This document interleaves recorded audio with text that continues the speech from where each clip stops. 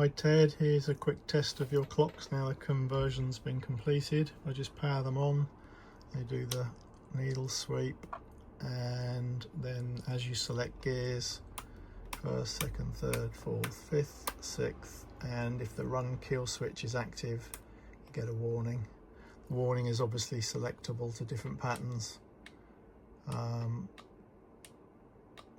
5. I'll leave it on that one.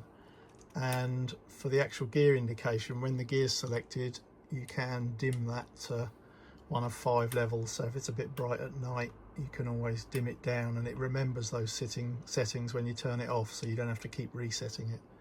But again, I'll leave it on the brightest.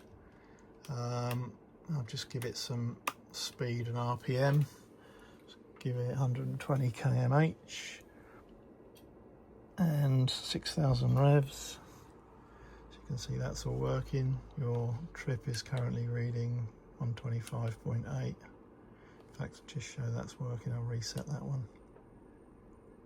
Boom. Turn them off, save running up your miles. And finally, if I just left turn, right turn, high beam, oil warning, neutral, everything's all working as it should.